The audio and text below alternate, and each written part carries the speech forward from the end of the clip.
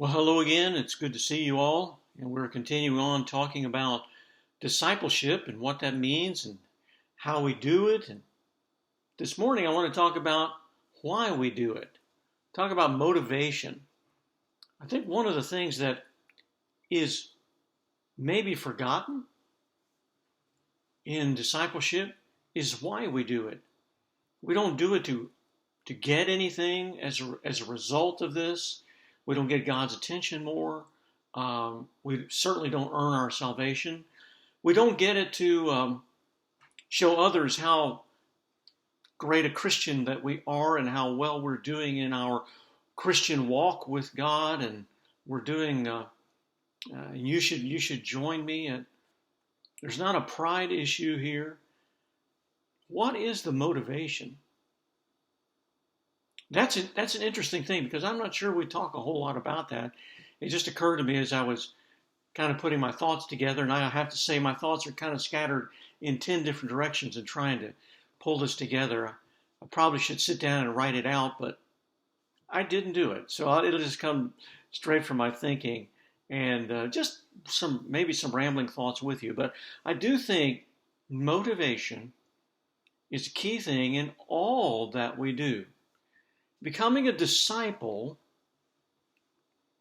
of Christ, why do we do it? Because if the motivation is wrong or weak or misdirected or lost, then we will probably quit doing it, or we resent that we're doing it and we drop out.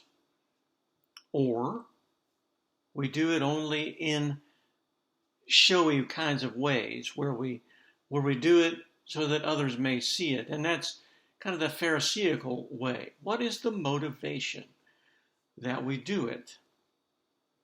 Well, thinking of a couple of different scriptures today, one in Proverbs 4:23, I believe it is above all else, guard your heart, for it is the wellspring of life. Guard your heart. Now, when we think of heart in modern thought, really for the past so many hundreds of years, it really is not what biblically is talking about the heart. The heart biblically is it's why it's called the wellspring of life. It is the hopes, the ambitions, the desires, and the will of your life. You are setting your desires on this and you will do it. And so certainly love has a lot to do with that, right? Love is a motivating thing. When you see love, that becomes something that should become selfless. You make less of yourself and more of the thing that you're pursuing because of love. Not what you get out of it. That would be the wrong desire. That would be the wrong motivation. It is because you think so highly of that thing that you choose to set your direction, your choices, your life's ambition to follow after that thing.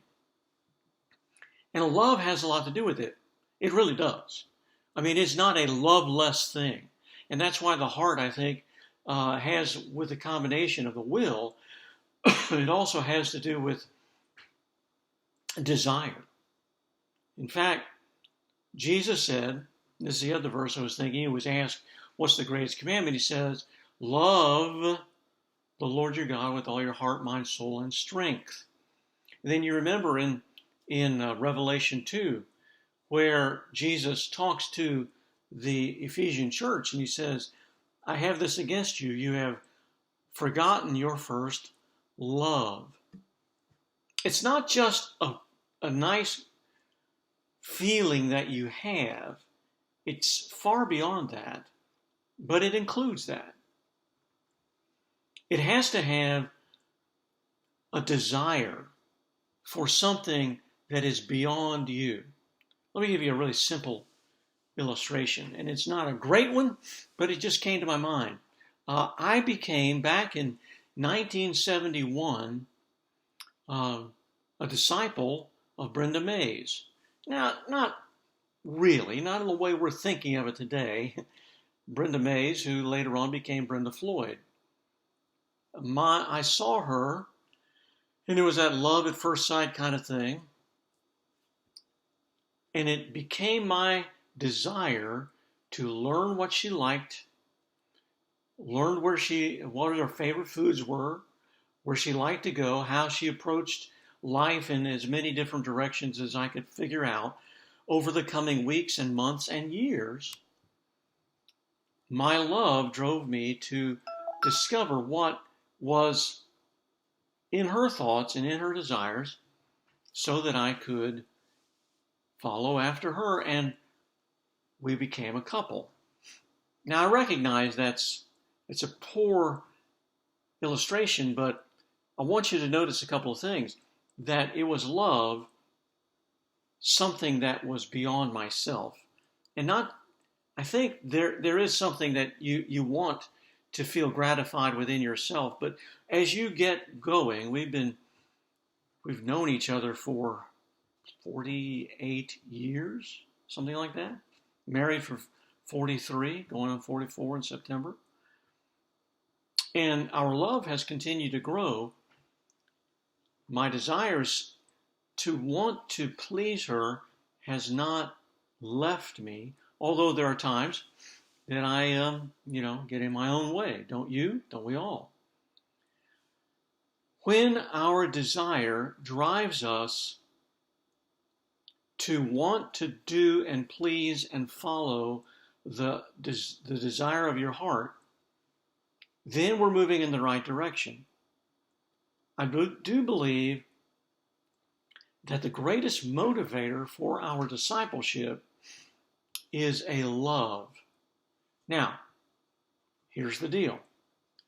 If I simply had that kind of emotional rush of feelings for Brenda and then left it alone, or I looked at someone else and I had a rush of emotions, and then I looked at someone else and had a rush of emotions, and then I went back to Brenda and I said, now listen, I love you. And if she was smart, she would say, yeah, sure. You love everyone. How can you say you love me when you get a rush of emotions over everyone and you follow after them at every whim? You see, that's something I'm trying to get for myself, right? But when I begin to focus in on that one person, and that one person becomes the person that is the object of my love, then my will begins to be shaped. See, the desires of my heart are shaped, but the will of my life is shaped by the desires of my heart. Blaise Pascal said that we always do things that make us happy. I think he's right. I really think he's right.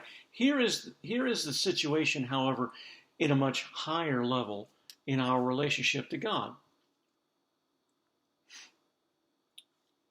Is it true that in our discipleship, we often express our love for Him by saying, okay, I'll do these things, simply because it will benefit us? And when it does not benefit us, then we grow weak and tired and leave it all together and find something else that makes us happy. Or God is one among many things that make us happy. And if things are going well with God, that's good, but I want also to make sure that things are going well in my life. I'm well respected, I am healthy, I have my bills paid, all of those things. And I love God too. See, discipleship, the motivation to it, cannot be driven by anything but a love for God and a trust in God. See, like I said with Brenda, when one of the things that we all do when we love someone and we want to pursue that relationship, we try to find out what it is that they enjoy doing. How do they approach life? What can I do for you? Those are the things that we should do much greater with God. Discipleship is a process through which we learn how God thinks. Now, I realize we'll never get in this life to understand the mind of God, but remember what Paul said in Philippians 2? This, have the mind of Christ in you.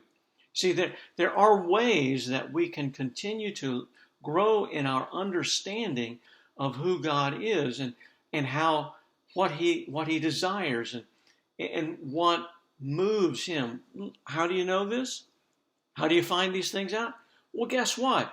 You got to get into the Bible. You've got to learn what Jesus is doing, how he is approaching life, how he is approaching relationships, how he is trusting God, how he is moving daily, how things affect him, how great his courage and how great his love is for the Father. For we are to be shaped into the image of Christ. You can't do it on a surface level. You can't do it except through experience. There were times that I thought in our early relationship, this is going to be great. And it was a total failure. And I was absolutely wrong. And in that failure, I learned more about what I needed to do and how I needed to pursue Brenda than when I did it right.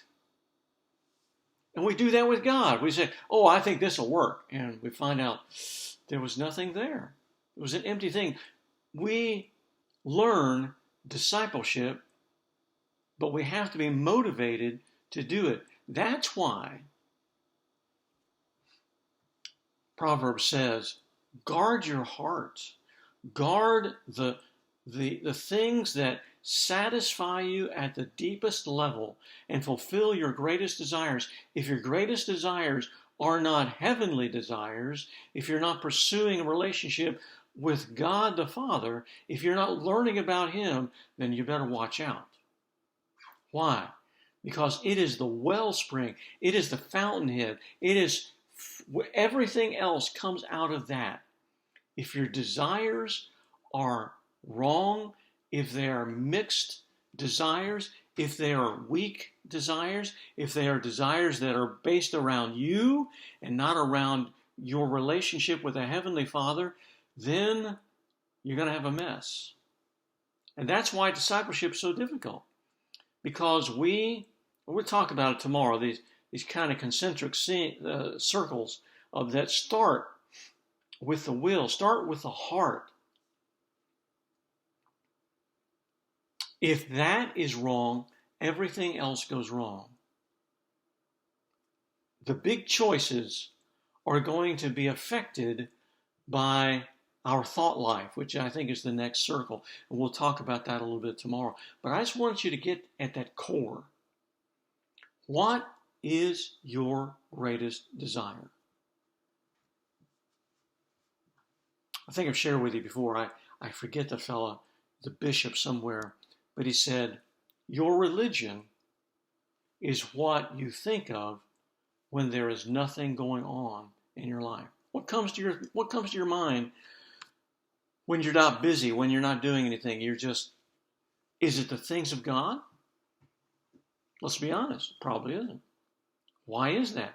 Because we have not permeated intentionally that place that's at the center of our life, the wellspring. You've got to watch it. You've got to be on guard. And so we have to, and that's what we'll talk about in the next couple of days. We have to design things that will strengthen the core of our life, the middle of our life, the heart, the desires, so that it begins to change and shift and move, and so that we have great thoughts of God.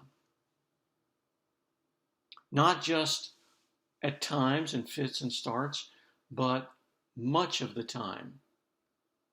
There's one last thought, then I'm going to turn you loose. I would call it this. It's an old saying. Brother Lawrence wrote this book many, many, many years ago. It's just a journal back 16th, 15th century, a long time ago. Practicing the presence of God.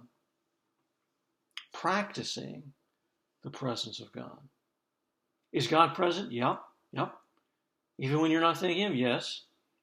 But if I am intentionally placing Him in my present, then my will, my heart, my desires begin to be shaped by recognition that He is in the middle of my everyday life. So, what's your motivation? Don't just say, well, I'm going to turn over a new leaf. That probably won't do it. You need to consistently and earnestly look into the life of God. That means you got to open your Bible. It means you got to begin to put things in your head. You need to think, meditate. We'll talk about those things in the next few days, but I just want to ask about your motivation. What motivates you? It's your greatest desires. Be a good thing maybe today to just get alone by yourself and ask, if all things are taken away except my relationship with God, would I be okay with that? What really brings happiness to my life? What am I depending on? What are the idols of my life that are replacing God? What is the motivation to become a disciple?